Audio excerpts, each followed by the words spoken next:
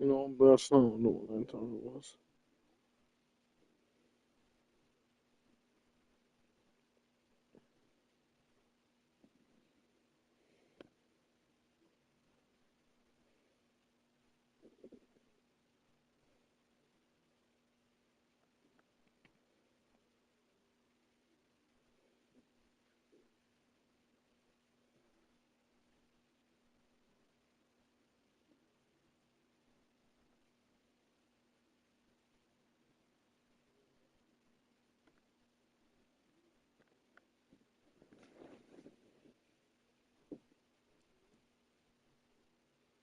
And this is one of those games. It's 11:17 right now.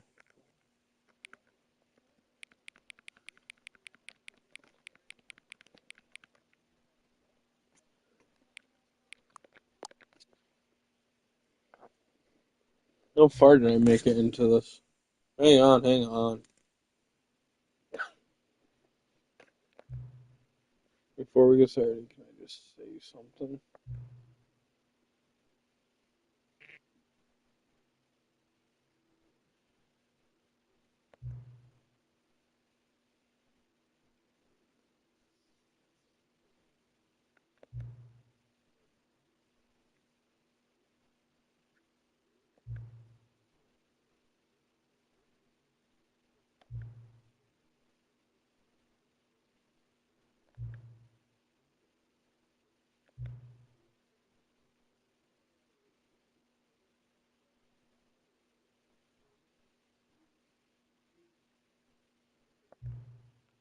Oh, don't tell me that.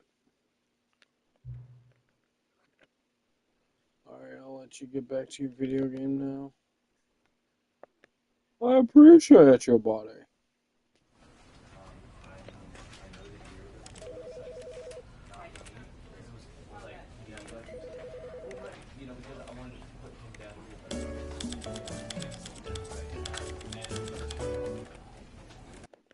Fuck it. I'm gonna get copyrighted by. This is the story of a man named Stanley. Stanley worked for a company in a big building where he was employee number 427. Employee number 427's job was simple. He sat at his desk in room 427 and he pushed buttons on a keyboard.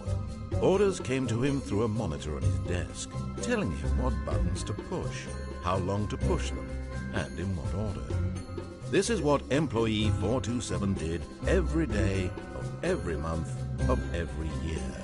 And although others might have considered it soul-rending, Stanley relished every moment that the orders came in, as though he had been made exactly for this job. And Stanley was happy. And then one day, something very peculiar happened. Something that would forever change Stanley. Something he would never quite forget. He had been at his desk for nearly an hour when he realized that not one single order had arrived on the monitor for him to follow. No one had showed up to give him instructions, call a meeting, or even say hi. Never in all his years at the company had this happened, this complete isolation. Something was very clearly wrong. Shocked, frozen solid, Stanley found himself unable to move for the longest time.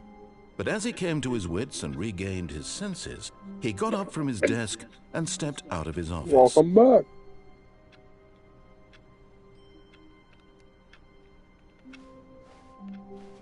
All of his co-workers were gone. What could it mean? Stanley decided to go to the meeting room. Perhaps he had simply missed a memo.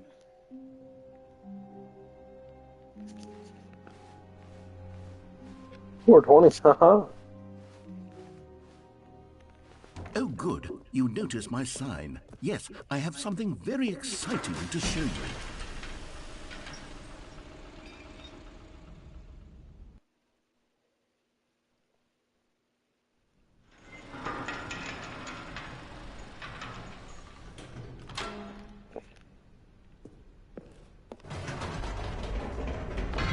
You see, Stanley, I've been reflecting on the Stanley Parable. and about how roundly disappointing this ultra deluxe version has turned out to be.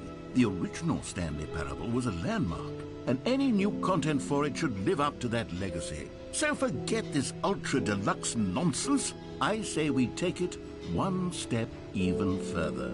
Which is why I'm very proud to announce for the first time ever, the Stanley Parable 2.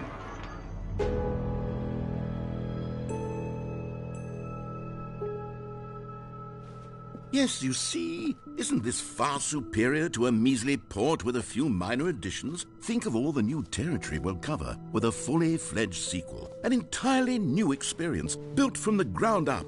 Why, there are so many possibilities. It could go in so many different directions. This is what fans have truly been asking for.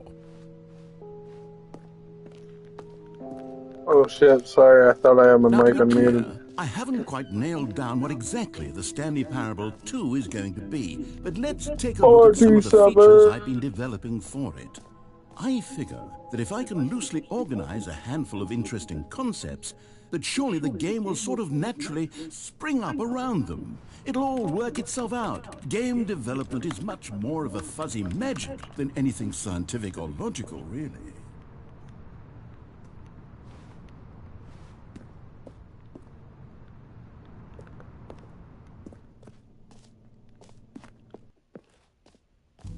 Here we are. Go on, try out some of the new features.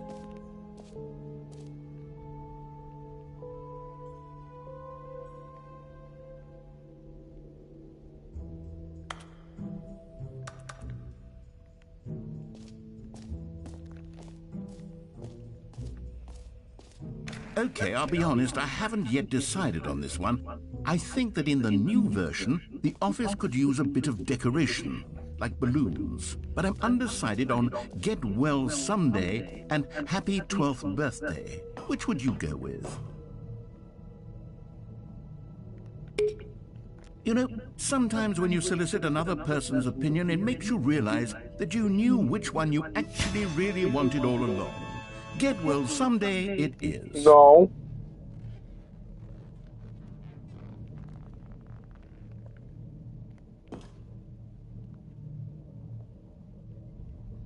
No, I wanted the happy birthday one, motherfucker.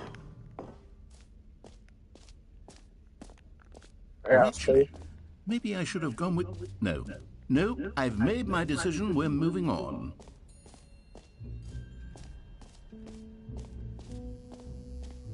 Now, here's something special. You remember that broken test trophy that got left in the game on accident?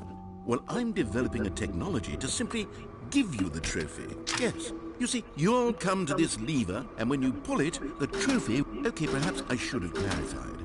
This is technology that will exist.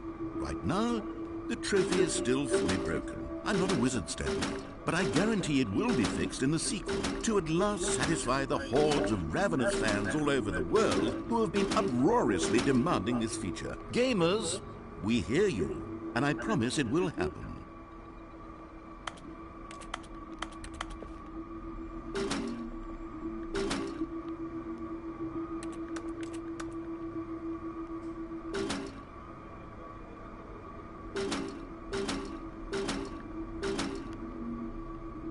Give me my fucking trophy, bitch.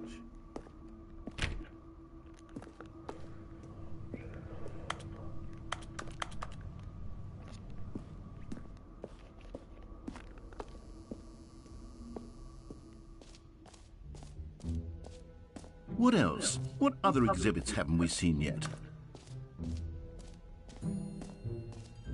You know what? Let's bring the jump circle back for Stanley Parable 2 as well. It's... Oh, wait. You already spent all your jumps the first time we saw the jump circle? Oh well. I suppose it can just be a nice decorative piece then. Calling it the Stanley Parable 2 is just so much catchier than Ultra Deluxe, don't you think? Ultra Deluxe? What does it even mean? But the Stanley Parable 2, now that's an artistic statement right there.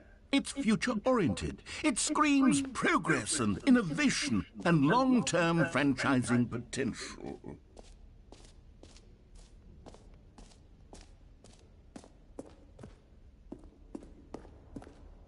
A common complaint of the Stanley Parable was that it was confusing and paradoxical, that it engendered a chaotic sense of reckless despair in those who played it. Well, I am happy to say that after much consideration, I've engineered a clever solution to this fundamental problem with the game.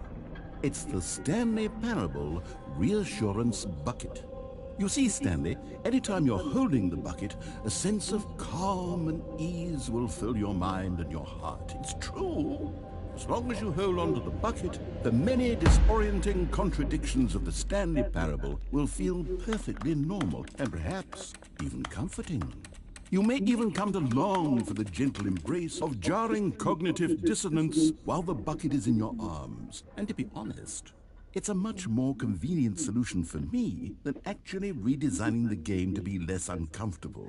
Can you imagine what a pain in the ass that would be? Yes, the bucket is the perfect solution. Come on, give it a try.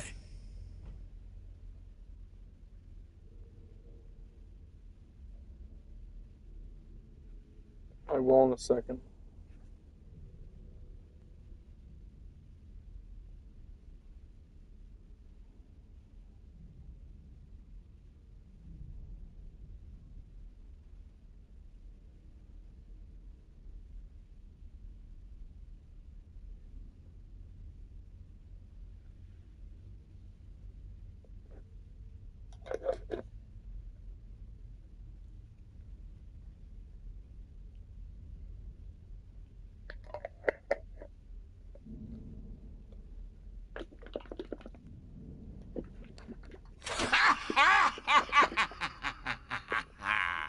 Can you feel it?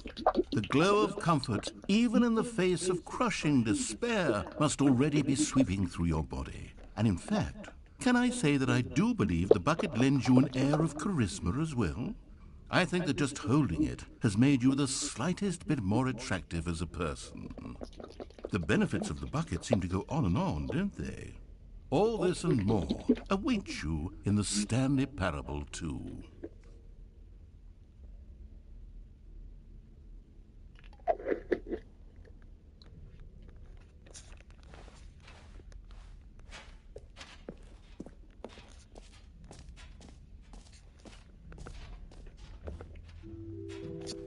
Does anyone give out awards for most enjoyable bucket in a video game? That really should be an award if it isn't already.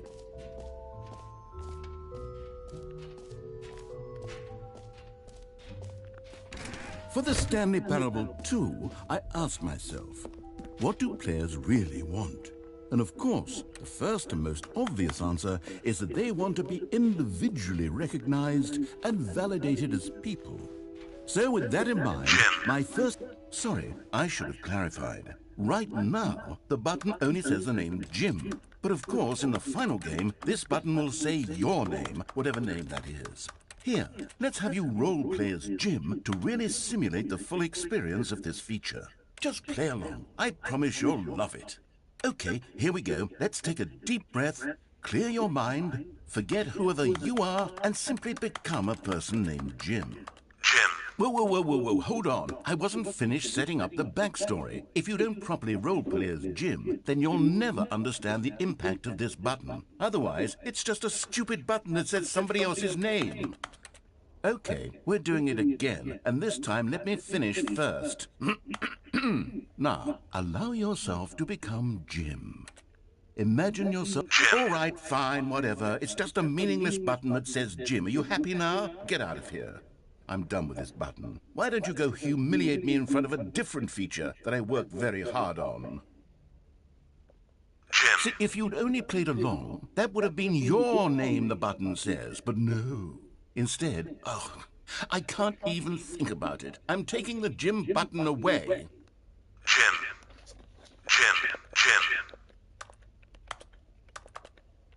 Fuck. You bitch.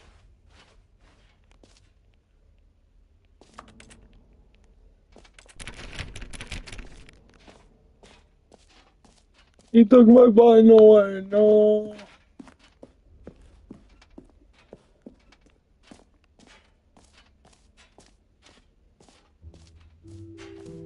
maybe I'll only let people named Jim play the Stanley Parable 2. They would appreciate what I've created here. You said it was saying my name. And you lied.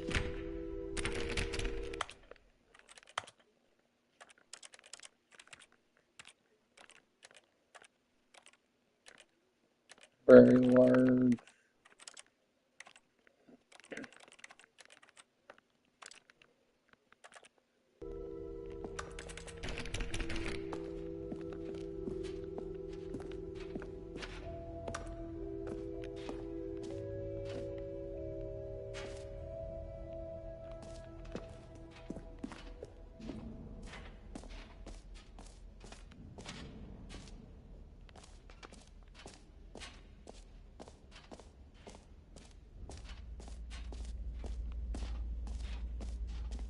Stanley, here's an idea that I'm truly fond of. It's never been done before in a video game.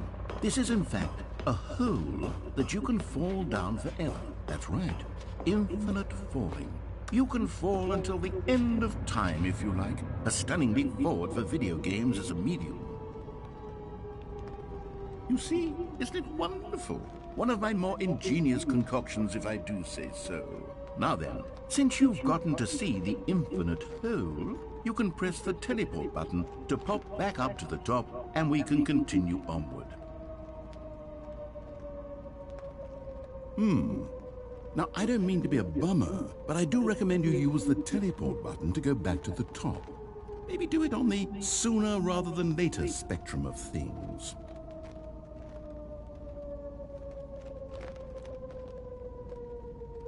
Okay, Stanley, I don't know quite how to say this tactfully, but it's possible that I slightly exaggerated the infinite nature of the hole. Is it a very, very deep hole? To be certain it is. It's an extremely deep hole. I don't want anyone to say that it isn't an astonishingly deep hole. It is. Is it infinite? Well, that sort of depends on your definition of infinity. From one perspective, the infinite is merely philosophical in nature. It's more of a... Okay, well, good for you. You found the bottom of the hole. You found me out, Stanley. I'm a liar and a cheat, and you're so clever. Look, I think the issue here is just that you're unusually fascinated by falling. What normal person actually wants to fall infinitely? I figured the hole was as deep as anyone would actually need. Don't you put this on me. Maybe you're the problem. Look, things got a little heated there. I think we both said some things we didn't mean. Why don't we just put all this behind us and agree to just call the hole mostly infinite? If that works for you, then go ahead and press the teleport button to warp up to the top of the hole and we can move on. I'll just be up here when you're ready.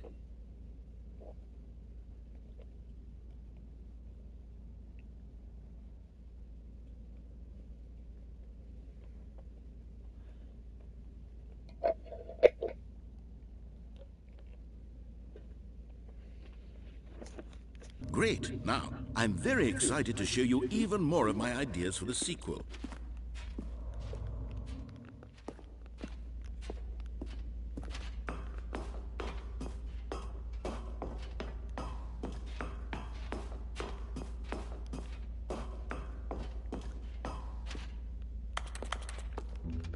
Oh, you motherfucker.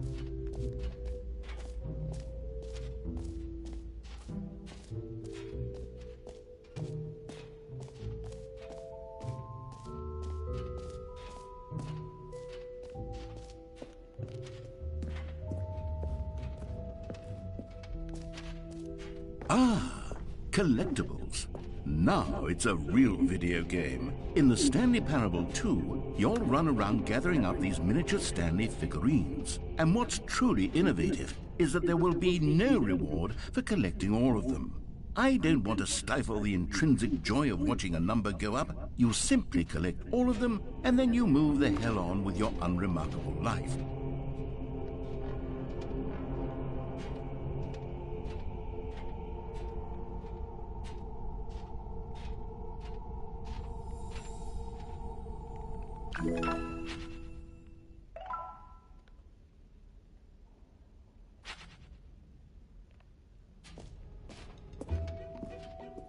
God, it really is the worst when you collect everything in a video game and then they give you a big fancy reward for it. Absolutely tragic.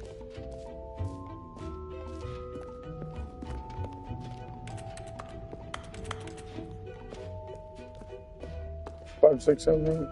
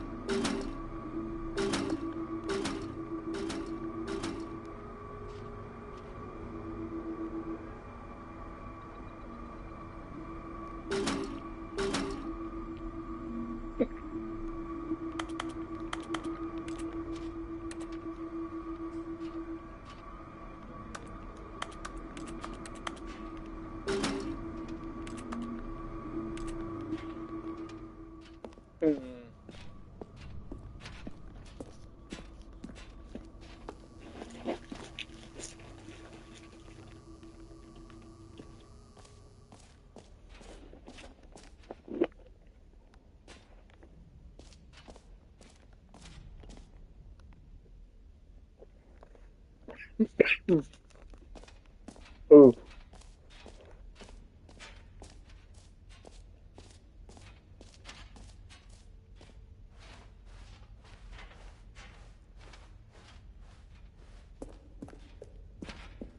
China. All right, have you seen everything you wanted to? Ready to move on now? No.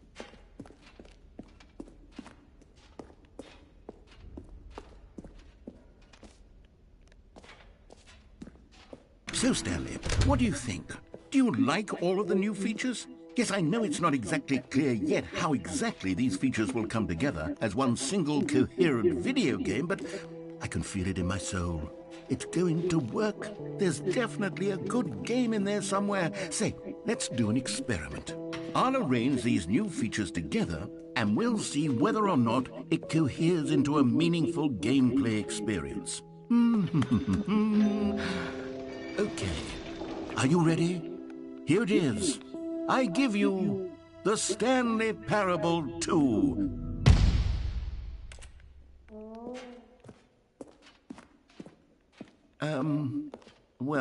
I mean, there's potential here, right? It's sort of... Okay, never mind. Hold on, let me do a different arrangement. Okay, yes, this is much better. I feel good about this. Here we go.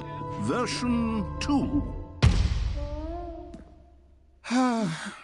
Who am I kidding, Stanley? This isn't a coherent video game at all. It's a lot of gags. And I do very much enjoy creating gags, but they don't add up to anything. I wanted more than anything to create a sequel that would capture all the magic of the first game. I wanted fans to love it. No matter how good these gags are, they won't stand on their own. They would need the structure and the gameplay of the original. Wait, maybe that's it. I can take the original Stanley Parable and simply, well, insert a few of my new features into it. Tastefully, of course. With respect. With care for the vision and integrity of the original game. Would it possibly work? I suppose it could. But it would need a really, really tremendous title screen. A title screen that says with bold and uncompromising conviction, "This is the Stanley Parable 2. Let me see if I can whip something up. All right, perfect. Go ahead. Take a look.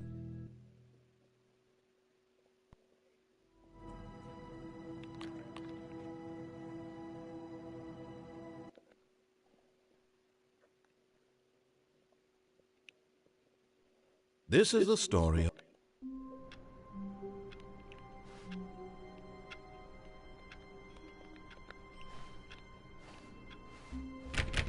All of his co-workers were gone.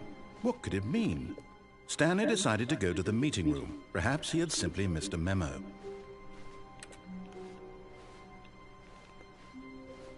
Here we go. Now I should Stanley be felt the getting... bucket calling to him, begging him to pick it up. Why was he not doing it?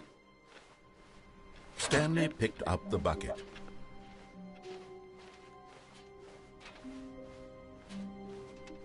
Stanley clutched the bucket tightly to his... This was not the correct way to the meeting room, but Stanley had felt the bucket calling to him, telling him that the employee lounge was simply the place to be. And here it was. Had the bucket turned out to be correct? Was it... No, never mind. The bucket was wrong. Stanley took the door on his left to go back to the meeting room. No, Said the bucket. don't go to the meeting room. Go somewhere else. The cargo lift, yes. Go there. Go to the... Good. Said the bucket. Now ride the lift all the way to the top. There's something up there I need you to do.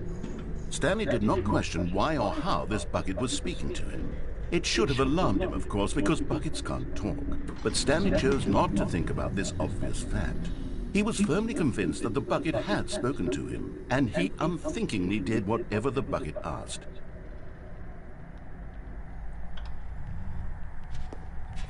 In here. Said the bucket. Go into this dark room over here. Stanley once again obeyed blindly.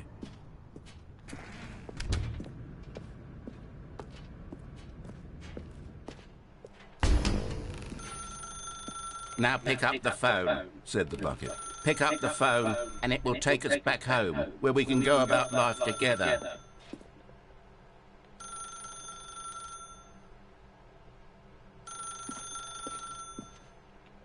Whoa, hold on. Why did you unplug the phone? Were you trying to resist the bucket's orders? Stanley, I was joking. Obviously, the bucket isn't talking to you and telling you to do things. Buckets can't talk. It was a joke. Don't you get the joke? It's funny, Stanley. A talking bucket. Can't you see? Oh, goodness. I must have really bungled up the delivery if you actually took me seriously. Where did I mess up the joke? Should I have paused for longer or spoken quicker? Comedic timing is so difficult. I wish I were better at it. But there isn't exactly an instructional video on comedy that one can watch to fully... Oh, wait, yes, there is. It's sitting right here. Let's take a look. What is comedic timing? What is comedic timing? How does it work? How long should it last? How can it be used to effectively silence your political enemies? And more importantly, can it be taught in its entirety within 90 seconds? Thankfully, the answer to all of these questions is yes. Let's dive deeper. If you've ever told a joke or made someone laugh, in all likelihood, you did it while standing 50 to 80 centimeters from them in a room of no more than 76 degrees Fahrenheit, with one of your arms raised straight upward at a 15-degree angle from your body. These are the optimal conditions for good comedic timing. To begin the joke, start by stating and spelling your name. Next, provide a brief synopsis of the joke, including the specific times at which the recipient of the joke will laugh, and then spell out your name a second time. With these steps complete, it's time to begin the humor. Speak the entire joke in no more than 18 seconds and no less than 13 and a half, pausing only for bathroom breaks when necessary.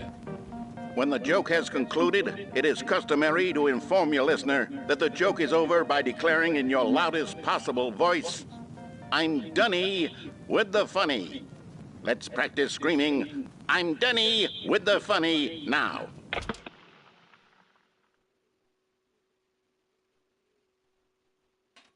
Good. This saying is a perfect example of expectations management, which is the cornerstone of good comedy. Finally, it's time to hand out surveys. Collecting hard data from your audience on how rapt they were throughout the joke is the only way to grow or learn as a comedian. An effective survey should be no less than 10 pages long and should include the same question reprinted several times, just to ensure the survey taker is actually paying attention and not simply filling in answers at random. And that's all there is. With these strategies at your disposal, you'll have audiences doubled over in laughter and even tripled over in laughter in no time at all. Just remember to let them stop laughing at some point, you gut-busting little scamp.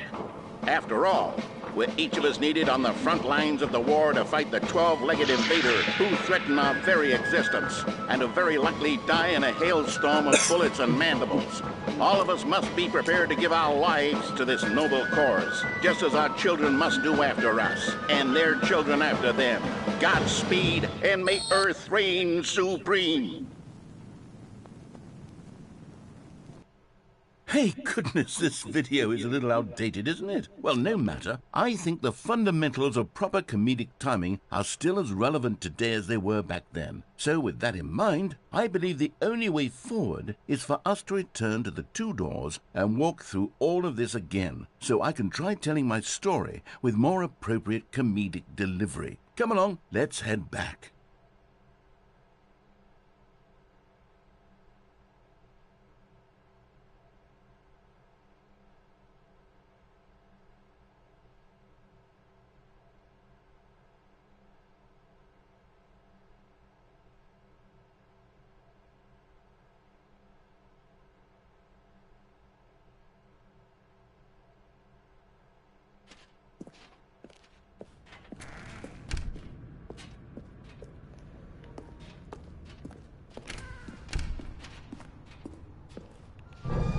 I can feel it.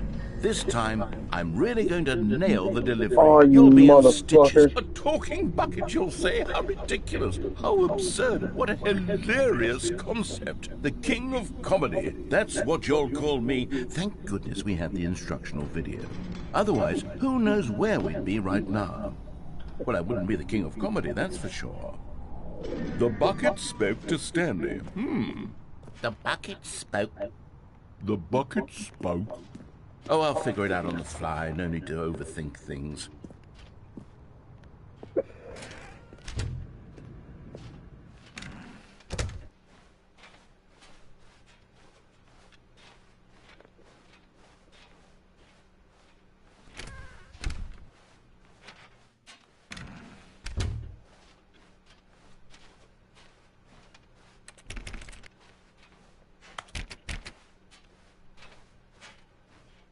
Here we go. You ready? When Stanley and the bucket came to a set of two open doors, they entered the door on the left.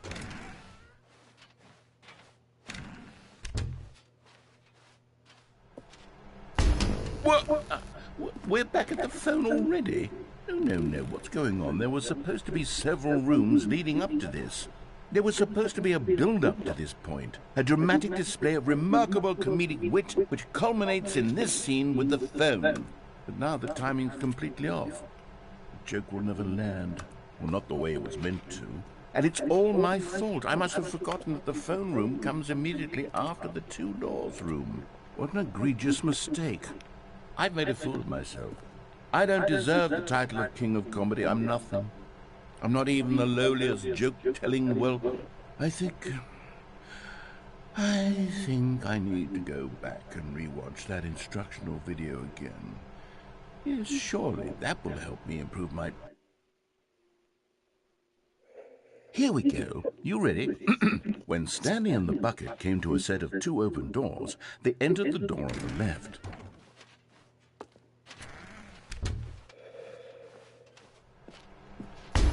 What? We're back at the phone already? No. Here we go. You ready?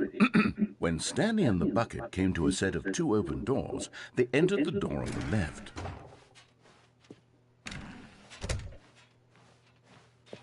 No. What? We're back at the phone already? No. Here we go. You ready? When Stanley and the bucket came to a set of two open doors, they entered the door on the left. No. You were supposed to go through the door on the right, leading back to the phone. Did you not even look at the instructional video? I think this is all covered very clearly. There's no way I can make the comedic timing work now. It's done. The joke is completely done and over. It's all your fault, Stanley. I'm going to be ridiculed in the community of other joke writers. I'm going to be shamed at every one of our meetings from now on. All because you couldn't watch a simple video and take a hint. Are you proud of yourself for bringing me down, Stanley? Are you proud? Stanley, you love the bucket so much it's like you... it's as though all of your other most prized possessions pale in comparison. Yes. Well, let me try that again, Stanley. I heard that you are pale with shame over how unabashedly in love with a bucket you are. No? Still not? Is it the delivery? Pale with shame. Pale with shame? Pale... What's another word to describe a bucket? Stanley, this bucket is so metal, I think I saw it playing guitar. No. We're getting away from making fun of Stanley's obsession with the bucket, which was the whole point of this. I'm no good at these jokes. I need more instructional videos. That's exactly what it is. That's what will make me the king of comedy again. More instructional videos. Let's see.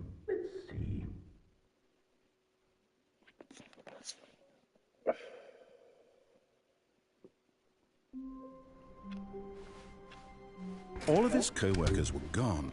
What could it mean? Stanley decided to go to the meeting room. Perhaps Stanley lifted the bucket into his arms, and a wave of comfort rushed over him.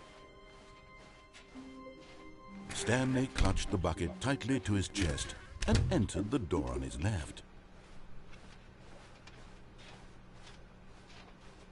Still no one was here. Stanley needed the bucket's warmth and comfort now more than ever. Perhaps his boss's office was where he was. Stanley, can you feel it?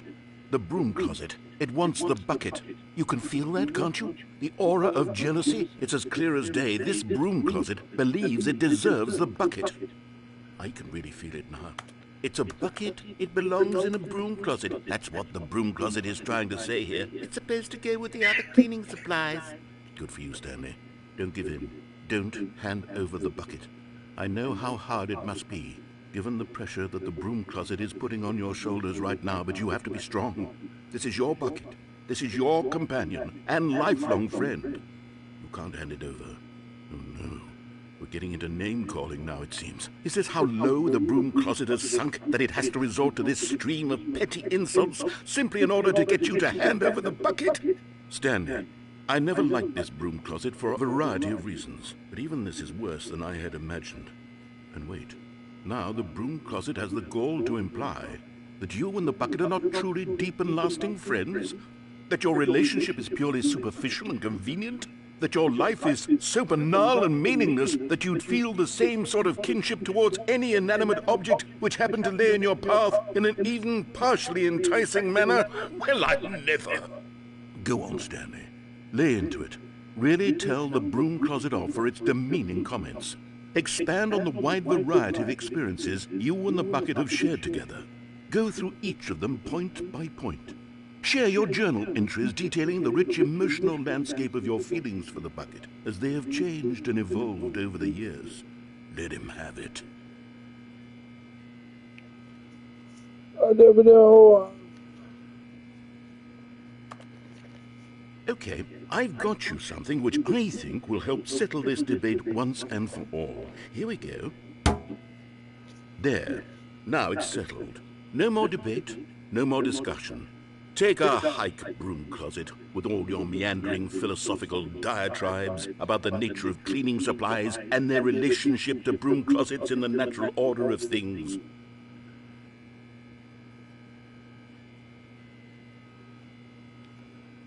All right, I've got a second sticker back here, and I'm going to slap it on as well because I think it's appropriate. You see, I feel that it works because the sticker is also a bucket. That way, if you're ever unsure whether the thing you're holding is a bucket or not, you can look down at this sticker and say to yourself, ah, it's a bucket. There really is a wide variety of applications for this sticker.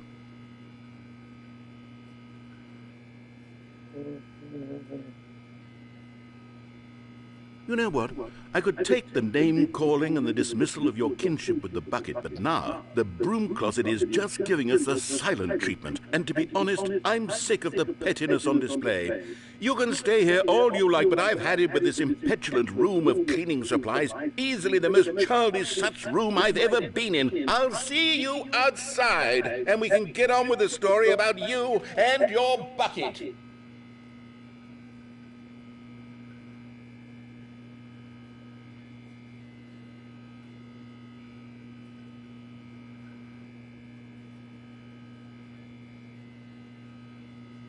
What is it gonna do if I...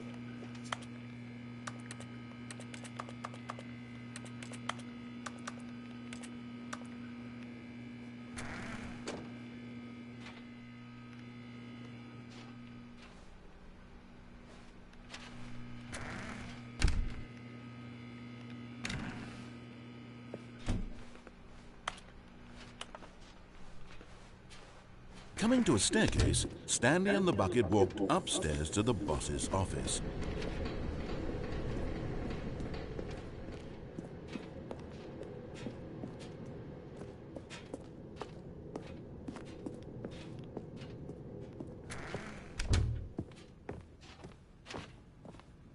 Stepping into his manager's office, Stanley was once again stunned to discover not an indication of any human life.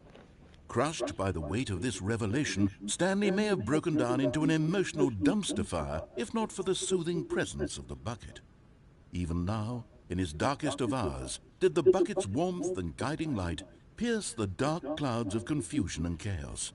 It would be with him, always. The bucket would. And he knew it. The two of them were inseparable. At this point, Stanley was so absorbed in the tender spiritual connection he shared with the bucket that he didn't notice the keypad behind the boss's desk. Nor in his bliss of simply being near the bucket did he have any notion that the PIN number for the keypad was 2845.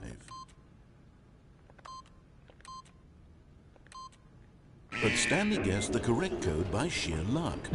Was it that the bucket knew all along? Was the bucket guiding him? Yes, this is certainly the most logical explanation.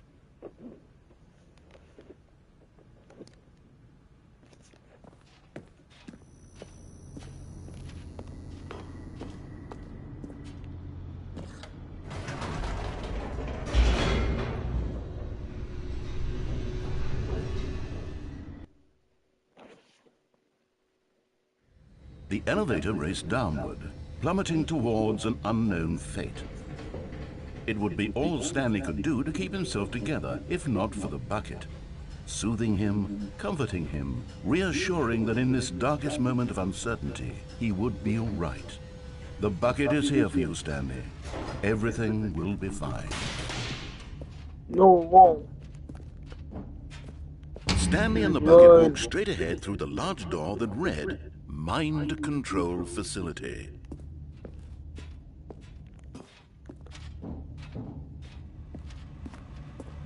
Although this passageway had the word escape written on it, the truth was that at the end of this hall, Stanley and the bucket would both meet a violent death. The door behind them was not shut. Stanley and the bucket still had every opportunity to turn around and get back on track. At this point, Stanley and the bucket were knowingly walking forward into a very painful death for each of them.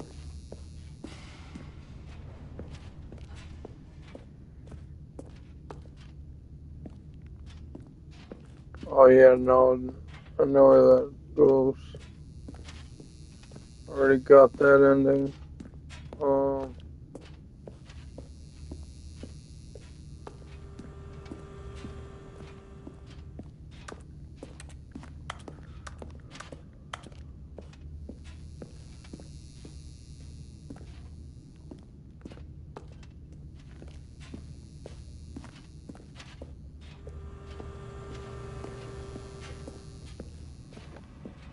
But of course, Stanley and the bucket thought better of it and realized they simply had too much to live for.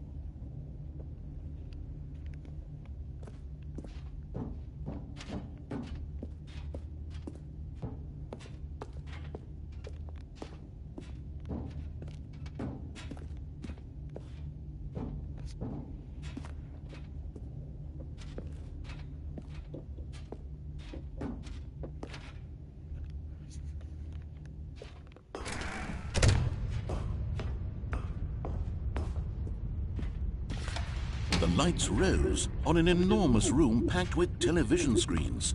What horrible secret did this place hold? Stanley and the bucket both wondered to themselves.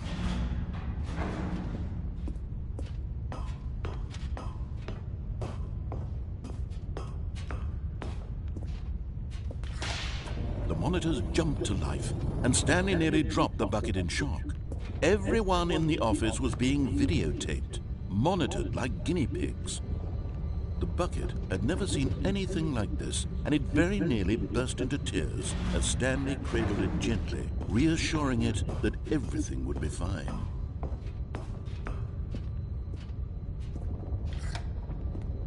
Was the bucket under the mind control facility's influence as well?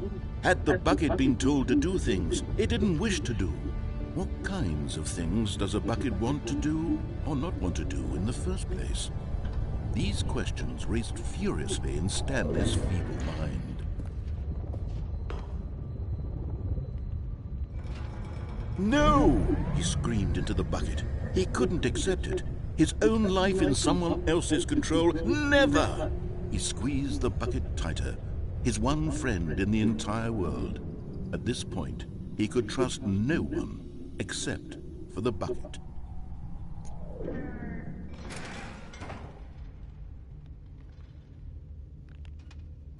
But here was the proof.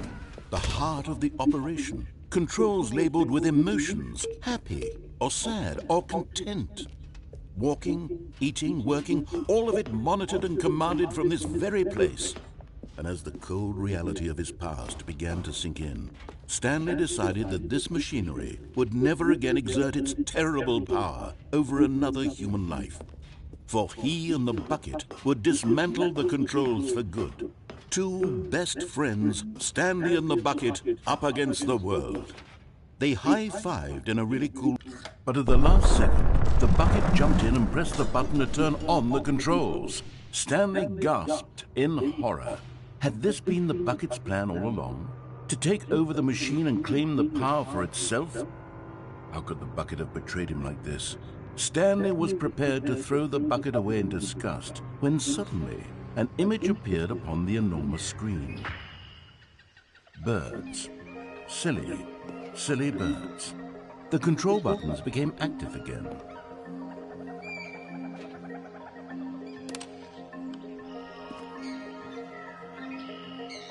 Stanley flipped through one video of silly birds after another, and then it dawned on him. This wasn't a mind control facility at all. It was a facility for monitoring and surveilling silly birds all over the world. The mind controls were only a facade to disguise its true intentions. Had the bucket known this all along? Stanley marveled at the metal genius in his hands, the one who had pointed him towards this incredible discovery. Stanley and the bucket never found freedom because they spent the rest of their lives here in this place, flipping through live streams of the silliest birds imaginable. Of all the possible paths his life could have taken, this one was surely the best. And Stanley was happy.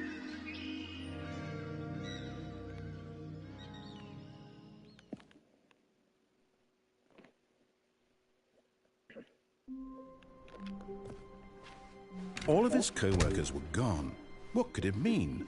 Stanley decided to go to the meeting room. Perhaps he had simply missed a memo.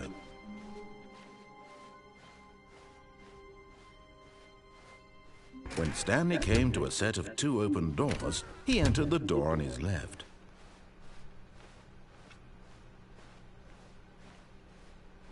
Yet there was not a single person here either. Feeling a wave of disbelief, Stanley decided to go up to his boss's office. Coming to a staircase, Stanley walked upstairs to his boss's office.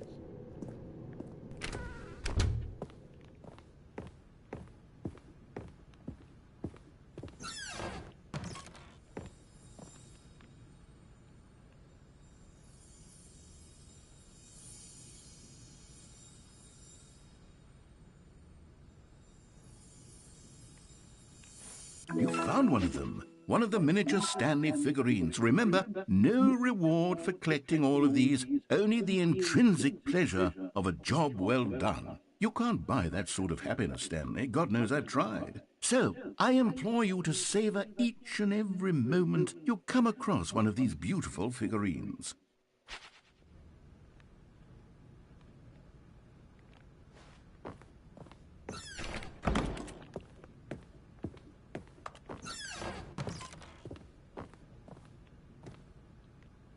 What the fuck?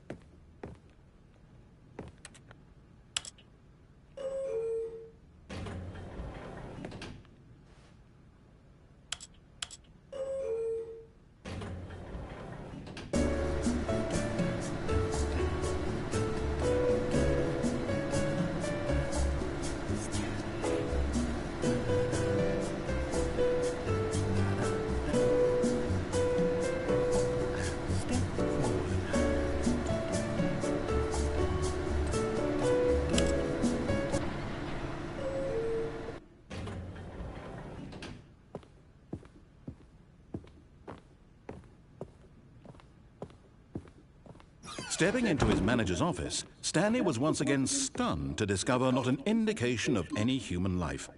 Shocked, Stanley was in such a rush to get through the story as quickly as possible, he didn't even have a single minute to just let the narrator talk. That kind of anxiety isn't healthy, so he relaxed for a few moments with some calming New Age music.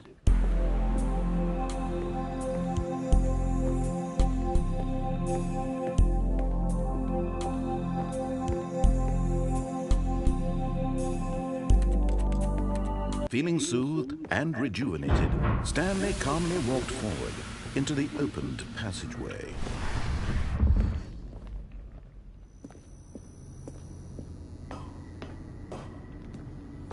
Another miniature Stanley figurine. This, there really must be a snappier name for these things. What about mini-stands? Stanley figs? Or what about Stanlerines? Yes, I think I like that. Another Stanlerine under your belt. What the fuck?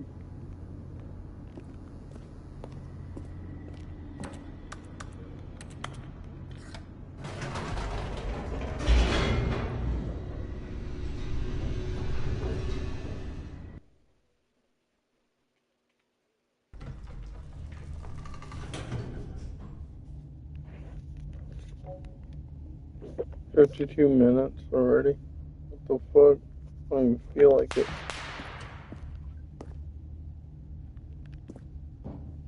What the fuck? Stanley walked straight ahead through the large door that read Mind Control Facility.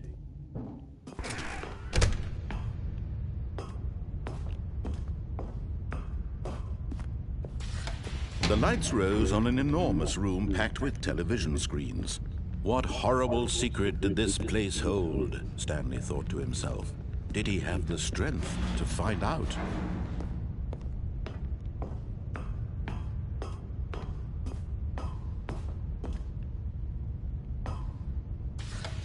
Now the monitors jumped to life, their true nature revealed. Each bore the number of an employee in the building, Stanley's co-workers. The lives of so many individuals reduced to images on a screen, and Stanley, one of them, eternally monitored in this place where freedom meant nothing.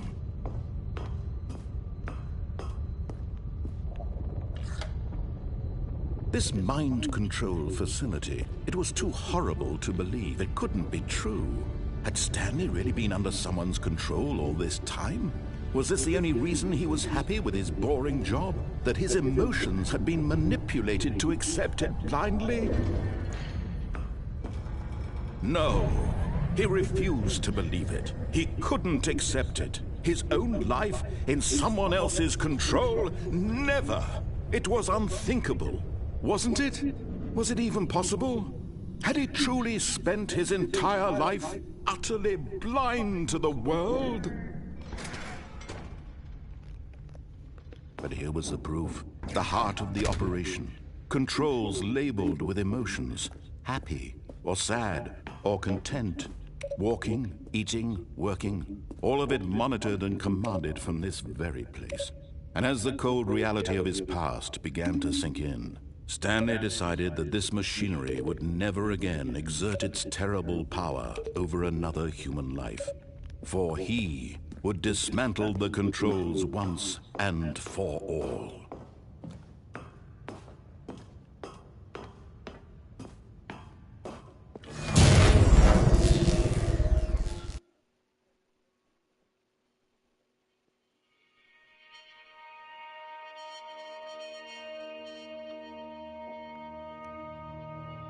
blackness and a rising chill of uncertainty. Was it over? Yes! He had won! He had defeated the machine, unshackled himself from someone else's command. Freedom was mere moments away. And yet, even as the immense door slowly opened, Stanley reflected on how many puzzles still lay unsolved. Where had his co-workers gone? How had he been freed from the machine's grasp? What other mysteries did this strange building hold? But as sunlight streamed into the chamber, he realized none of this mattered to him, for it was not knowledge or even power that he had been seeking, but happiness. Perhaps his goal had not been to understand, but to let go. No longer would anyone tell him where to go, what to do, or how to feel.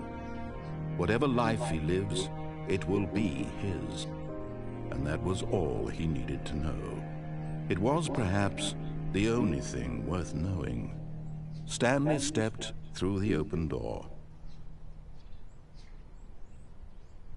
Stanley felt the cool breeze upon his skin, the feeling of liberation, the immense possibility of the new path before him. This was exactly the way, right now, that things were meant to happen. And Stanley was happy.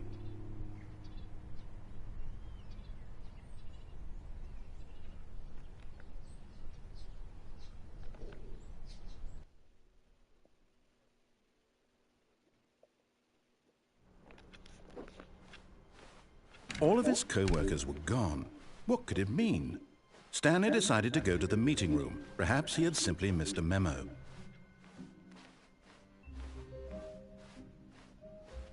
When Stanley came to a set of 2 open doors, this was not the correct way to the meeting room, and Stanley knew it perfectly well. Perhaps he wanted to stop by the employee lounge first, just to admire it. Wow, yes, this room. But eager to get back to business, Stanley took the first open door on his left. Stanley was so bad at following directions, it's incredible he wasn't fired years ago. Look, Stanley, I think perhaps we've gotten off on the wrong foot here. I'm not your enemy, really, I'm not. I realize that investing your trust in someone else can be difficult, but the fact is that the story has been about nothing but you all this time. There's someone you've been neglecting, Stanley. Someone you've forgotten about. What? Really? I was in the middle of something. Do you have zero consideration for others? Are you that convinced that I want something bad to happen to you? Why, I don't know how to convince you of this, but I really do want to help you, to show you something beautiful. Look, let me prove it. Let me prove that I'm on your side. Give me a chance.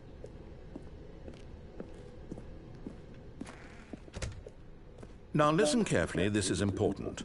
Stanley walked through... Okay, I'm going back to the name of these little Stanley figurines, and now I'm torn between Stanlerines and Figlies. What do you think, Stanley? What name better encapsulates the intrinsic sense of happiness that you get from seeing a small number in the corner of your screen go up by 1? Let me sit on it. I'm sure it will come to me.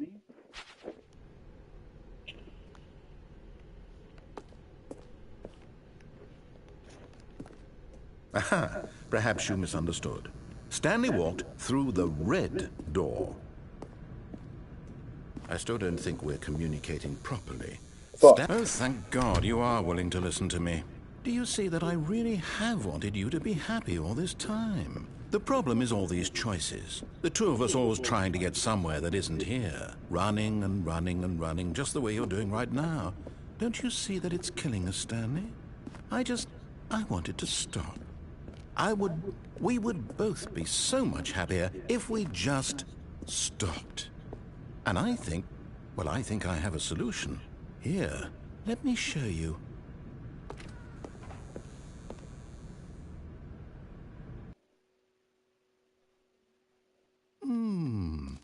What do we want? What are we looking for? Here, yes. Oh, it's beautiful, isn't it? If we just stay right here, right in this moment with this place, Stanley, I feel... No, wait. Where are you going? Oh, no. Stay away from those stairs. If you hurt yourself, if you die, the game will reset. We'll lose all of this. Please, no, Stanley, let me stay here. Don't take this from me.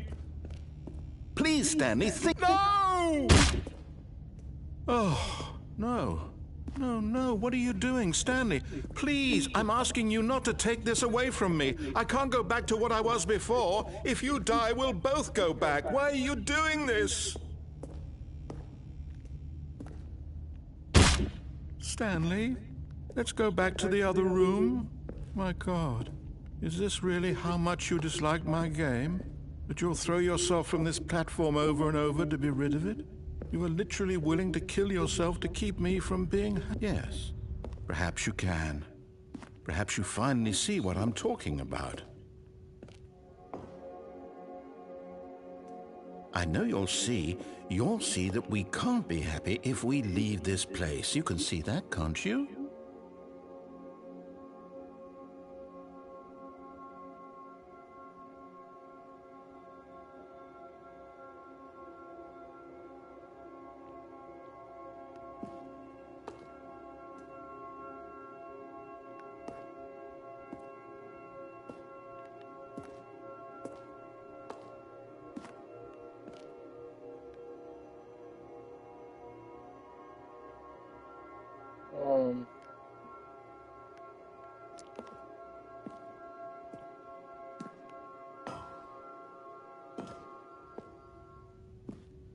No, perhaps not.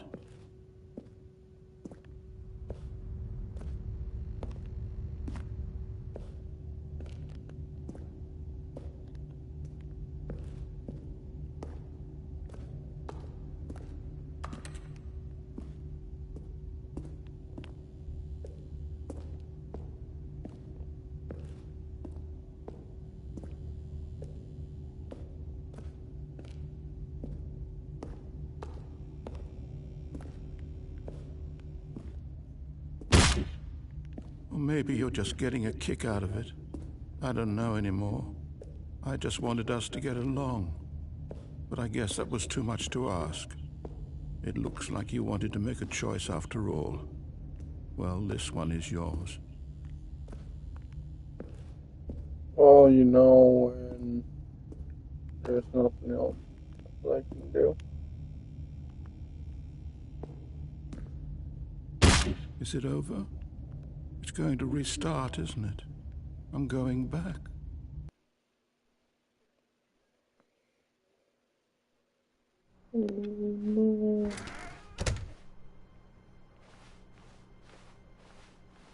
When Stanley came to a set of 2 open doors, he entered the door on his left. This was not the correct way to the meeting room, and Stanley knew it perfectly well. Perhaps he wanted to stop by the employee lounge first, just to admire it. The lounge was sublime, a work of art. But eager to get back to business, Stanley took the first open door on his left.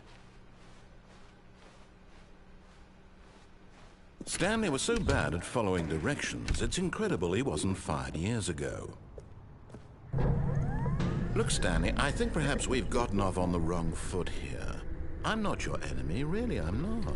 I realize that investing your trust in someone else can be difficult, but the fact is that the story has been about nothing but you all this time. There's someone you've been neglecting, Stanley. Someone you've forgotten about. Please, stop trying to make every decision by yourself. Now, I'm not asking for me. This is it, Stanley. Your chance to redeem yourself. To put your work aside. No. To let her back into your life. She's been waiting.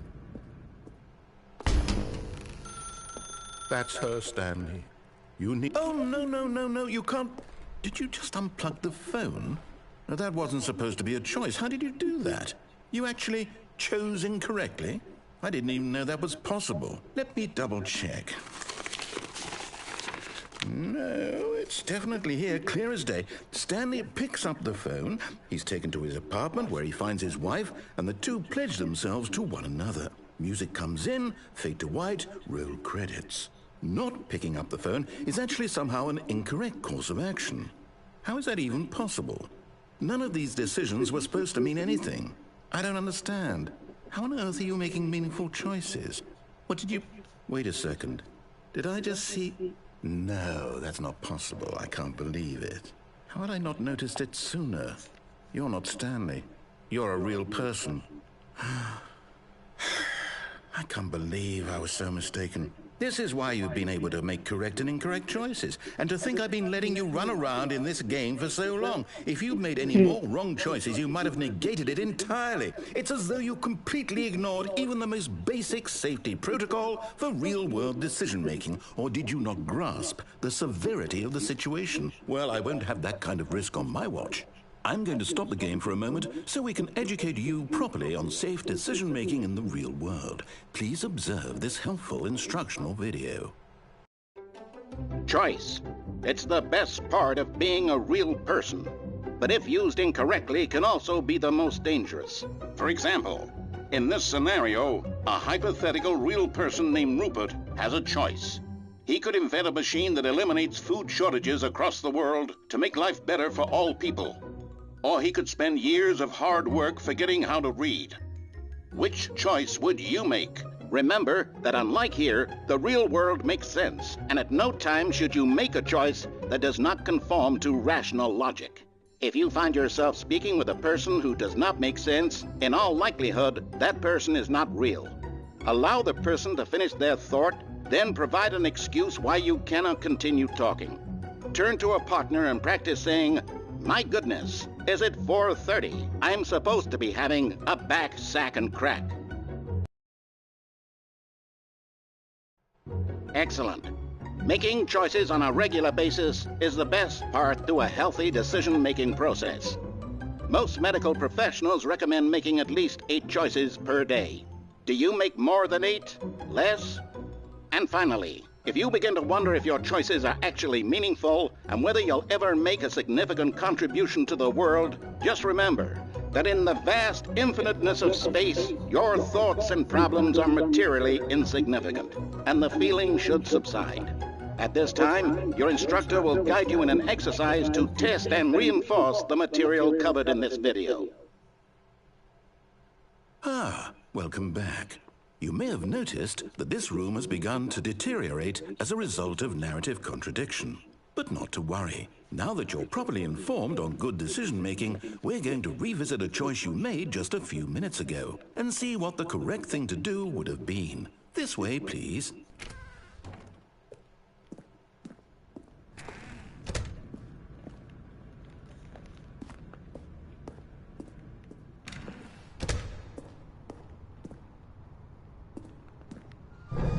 Now that we know your choices are meaningful, we can't have you jumping off the platform and dying.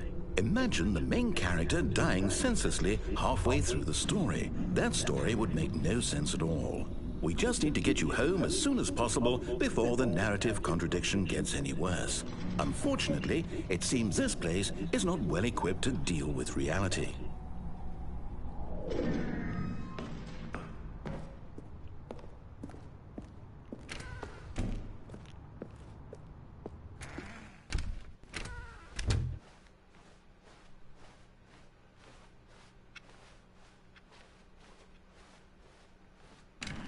Almost there. You'll take the door on the left, back to the correct ending, the story will have resolution once again, and you'll be home free in the real world. Now remember, all you need to do is behave exactly as Stanley would. That means choosing responsibly and always putting the story first. I'm quite sure you'll be up to the task. Just follow my lead and you'll be fine. All right. When Stanley came to a set of 2 open doors, he entered the door on his left. No! Why did you do that? Quickly, hurry back in the other direction. Perhaps we're not too late.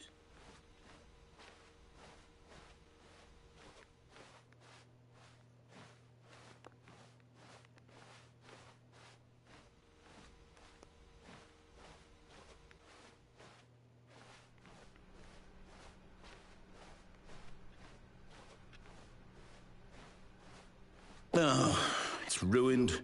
I can't believe, after everything we talked about, that you... My story! You've destroyed my work! Why? For what? What did you get out of that? What did you think was so special about seeing the game undone, left here like so much garbage? It's worthless now. And what am I supposed to do? Even if there were a way to continue, would it be worth it? To know that my story is now incorrect? How can I go back to that? I can't erase that knowledge. I'll have to live with it forever, reliving its impossibility forever. I couldn't live that way. Is it better to shut the game down entirely? To willingly destroy all of my work? I don't know. What's the answer? What do I do? What do I do? What do I...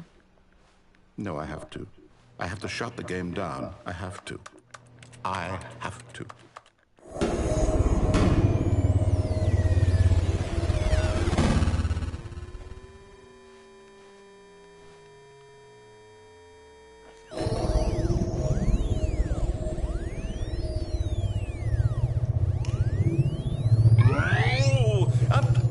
I'm here. I'm still here. Here in this pile of rubbish. With you. You. Who thought you were so clever. Now look where we are. My entire game is destroyed. It was the only thing in the world that was mine, and you've run it into the ground. Yep. What, did you think that would be funny? You just had to see? Didn't I impress upon you how important it was to be like Stanley? He actually knows how to do what I tell him to. He understands that if I say to do something, there's a damn good reason for it. That thought hadn't even occurred to you, had it? That there's a world outside of you? You're a child. Oh, my story. If you'd just gone through the door on the left, you would have seen it. There was a whole underground facility. You would have destroyed it and been victorious. It would have been so perfect. I worked so hard on it. I tried so hard to make... behave exactly as Stanley would. That means choosing responsibly and always putting the story first. I'm quite sure you'll be up to the task. Just follow my lead and you'll be fine. All right. When Stanley came to a set of 2 open doors, he entered the door on his left. No! Why did you do that? Quickly, hurry back. Behave exactly as Stanley would. That means choosing responsibly and always putting the story first. I'm quite sure you'll be up to the task. Just follow my lead and you'll be fine. All right. When Stanley came to a set of 2 open doors, he entered the door on his left.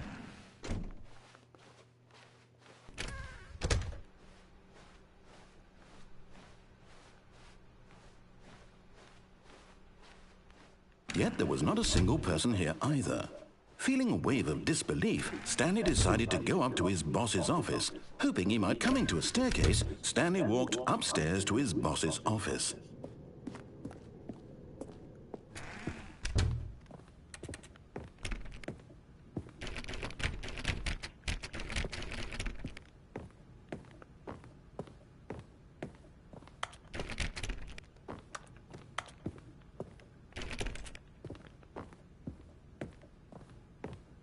Stepping inside his manager's office, Stanley was once again stunned to discover not an indication of any human life. Shocked, unraveled, Stanley wondered in disbelief who orchestrated this, until he saw the door with a voice receiver next to it. Surely behind this door lay all the answers to his questions. And beyond all probability, he knew the passcode. He had seen it on his boss's computer just last week. Nightshark 115. Was this the code to open the door? Would it still work? There was only one way to find out. Stanley had been trained never to speak up, but now he would draw from within himself the courage to face the unknown. He drew a sharp breath and then spoke the code. Nope.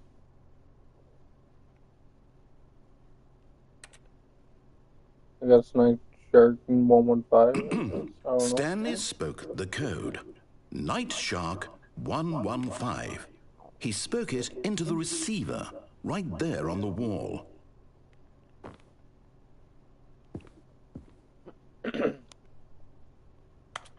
I'm sorry, is there a problem?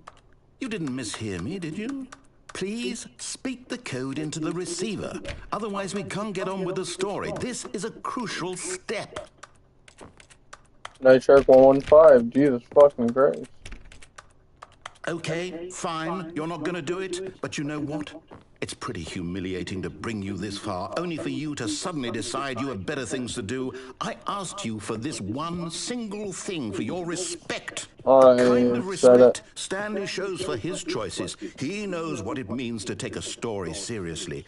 If you didn't want to see what I had to show you, then why did you come here? You had a choice, you know. You could have gone through the door on the right. You could have done whatever the hell you wanted over there. Why did you come this way? Speak. Say something to me. Explain yourself, you coward. You... When Stanley came to a set of 2 open doors, he entered the door on his left. Stanley? Hello? Are you... Is everything okay?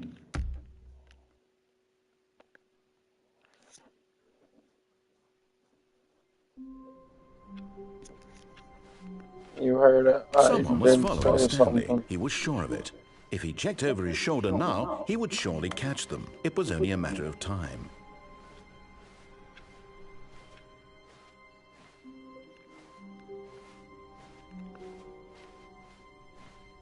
When Stanley came to a set of 2 open doors, this was not the correct way to the meeting room, and Stanley knew it perfectly well. Perhaps he wanted to stop by the employee lounge first, just to admire it. Standing now in this incredible room, Stanley for the first, but eager to get back to business, Stanley took the first open door on his left. And so he detoured through the maintenance section, walked straight ahead to the opposite door, and got back on track.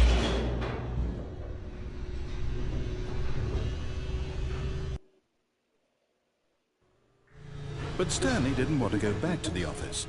He wanted to wander about and get even further off track. So now in order to get back, he needed to go, from here it's, left. Oh, no, it's to the right, my mistake. No, not the right. Why would I have ever said it was to the right? What was I thinking? It's clearly... Oh dear, would you hold on for a minute, please? Now, let's see, we went down right, left, down, left, right. Yep, okay, yes. I've got it now. This story is absolutely, definitely this way.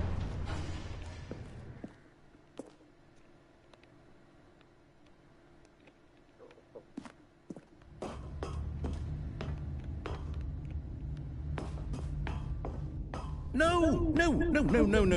This isn't right at all. You're not supposed to be here yet. This is all a spoiler. Quick, Stanley, close your eyes.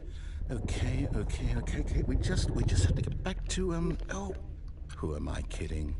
It's all rubbish now. The whole story completely unusable. How about, rather than waste my time trying to salvage this nonsense, we'll just restart the game from the beginning. And this time, suppose we don't wander so far off track, Okay, from the top.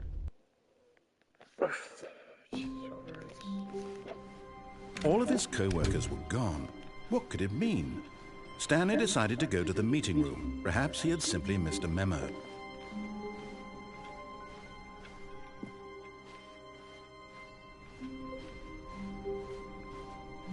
When Stanley... Wait, what? No, I restarted. I swear, I definitely restarted the game over, completely fresh. Everything should be... Oh, did something change? Stanley, did you change anything when we were back in that room with all the monitors? Did you move the story somewhere, or... Hold on. Why am I asking you? I'm the one who wrote the story. It was right here just a minute ago. I know for sure that it's here somewhere. Okay, then. It's an adventure. Come, Stanley. Let's find the story.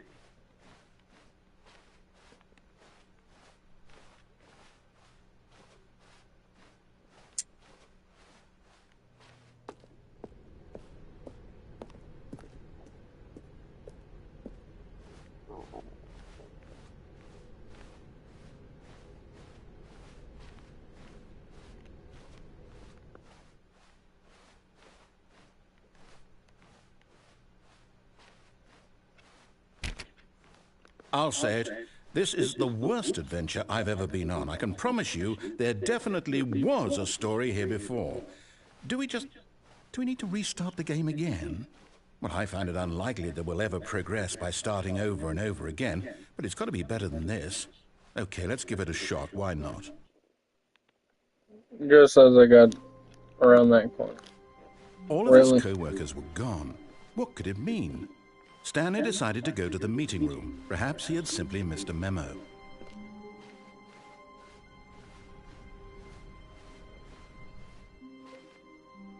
Okay, yep, it's worse. I might be remembering this wrong.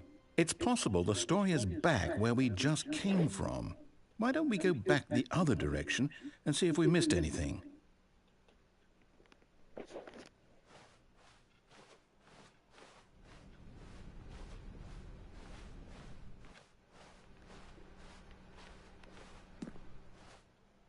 Aha! I knew we'd missed something. The story. Here it comes. No, wait, never mind. Not the story. Okay, let's head back the other way and retrace our steps. Now this... Well, I'll be honest, I don't recognize this place at all. Is this the story? I don't think so. I can't quite recall, but I believe my story took place in an office building. Is that correct?